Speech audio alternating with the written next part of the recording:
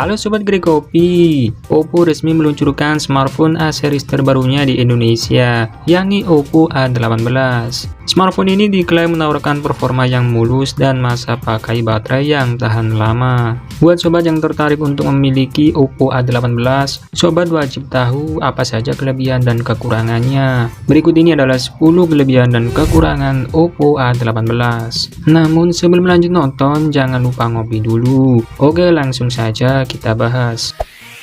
Kelebihan pertama, layar cerah dan mulus. Layar Oppo A18 memang masih gunakan desain water drop notch. Namun setidaknya panel IPS yang digunakan sudah mendukung refresh rate 90Hz. Dengan begitu, sobat dapat merasakan pengalaman scrolling di media sosial secara mulus. Layarnya diklaim 17% lebih cerah dibanding generasi sebelumnya, dengan kecerahan maksimum hingga 720 nits. Layar smartphone ini juga sudah mendukung cakupan warna 100% DCI-P3 dan eye care guna mengurangi emisi cahaya biru di waktu malam hari. Kelebihan kedua, performa lancar.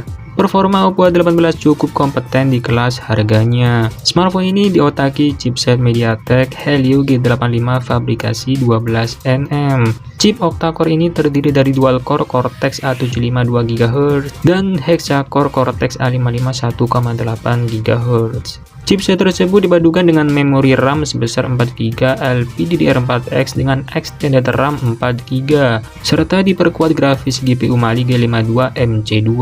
Chip Helio G85 sudah mumpuni untuk penggunaan harian, misalnya berselancar di media sosial, browsing, hingga memutar video di YouTube. Menurut pengujian benchmark sintetis di situs Kimofil, Oppo A18 mendapatkan skor Antutu 9 di angka 217 ribuan. Skor yang didapat terbilang lumayan tinggi di kelasnya. Untuk memastikan pemakaian yang panjang, smartphone ini pun telah diverifikasi melalui uji fluency protection selama 36 bulan.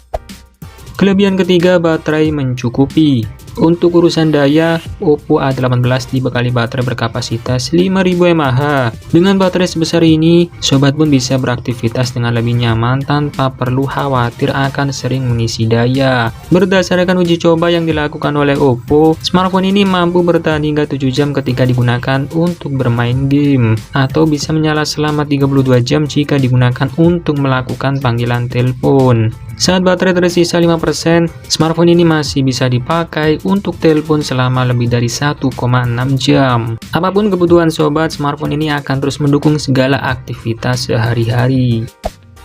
Kelebihan keempat, bodi tangguh. Oppo A18 tampil menarik dengan menggunakan desain khas mereka yang disebut Oppo Glow. Meskipun memakai lapisan bertekstur matte, penutup bodi belakangnya terlihat berkilau, sehingga nyaman digenggam dan tidak meninggalkan bekas sidik jari. Permukaan bodinya terlihat berkilau dalam varian warna glowing blue. Varian warna glowing black tidak begitu, namun tetap menciptakan kesan elegan. Bodi smartphone ini dirancang dengan tingkat keandalan pemakaian yang tinggi. Jadi tak hanya bisa dipakai bergaya, tetapi sobat juga bisa lebih tenang saat memakainya. Oppo A18 juga sudah mengantongi sertifikasi IP54, sehingga tahan terhadap percikan air dan debu. Durabilitas smartphone ini pun tergolong cukup oke di kelas harganya, karena sudah melewati berbagai uji standar mutu. Mulai dari uji pencet tombol volume sebanyak 150.000 kali, uji colok port USB Type-C sebanyak 20.000 kali, dan uji pencet tombol power sebanyak 500.000 kali. Selain kelebihan-kelebihan tadi, Oppo A18 juga punya beberapa kekurangan atau hal yang perlu diperhatikan sebelum sobat membelinya. Apa sajakah itu? Kekurangan pertama, fitur NFC absen. Saat ini NFC menjadi salah satu fitur yang paling dicari oleh kebanyakan orang. Dengan adanya fitur ini, aktivitas sobat akan bisa dilakukan dengan jauh lebih cepat dan mudah. Salah satu fitur NFC yang sering digunakan adalah melakukan transaksi digital. Selain itu, fitur ini juga bisa digunakan untuk mengecek isi saldo kartu e-money, menghubungkan perangkat lain dengan mudah, dan mengirim file dengan lebih cepat. Sayangnya Oppo A18 tidak memiliki fitur NFC, padahal smartphone lain di kelas harga yang sama telah mendukung fitur NFC. Kekurangan kedua, RAM kecil. Kekurangan selanjutnya dari Oppo A18 adalah kapasitas RAM-nya yang kecil. Dijual dengan harga 1,7 jutaan, smartphone ini hanya menawarkan kapasitas RAM 4 GB saja. Kapasitas tersebut tentu terasa kurang di kelas harganya. Padahal beberapa merek smartphone lain di kelas harga yang sama sudah dibekali RAM yang lebih besar. Contohnya Itel S23 dengan harga 1,3 jutaan saja sudah dibekali RAM hingga 8 GB. Kekurangan ketiga, kamera biasa saja. Cukup disayangkan Oppo A18 dilengkapi dengan sistem kamera yang tergolong sangat standar. Smartphone ini hanya dilengkapi dengan lensa utama 8 MP dengan tambahan sensor depth 2 MP serta kamera depan 5 MP. Padahal smartphone lain di harga yang sama sudah membawa lensa utama beresolusi 50 MP. Bahkan ada juga yang menawarkan tambahan lensa depan yang mampu menghasilkan gambar dengan resolusi sampai 32 MP.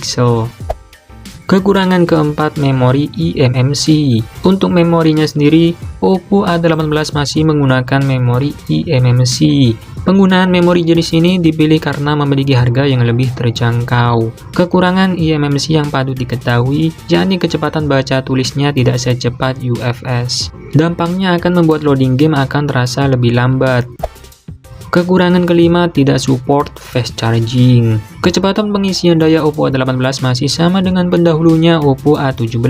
Smartphone ini tidak dibekali fitur fast charging. Dengan harga jual yang ditawarkan, mestinya smartphone ini sudah dibekali fitur pengisian cepat yang lebih baik, paling tidak 18 watt. Jika dibandingkan dengan kompetitornya, sebut saja Samsung Galaxy A05 yang sudah mendukung fitur fast charging 25 watt.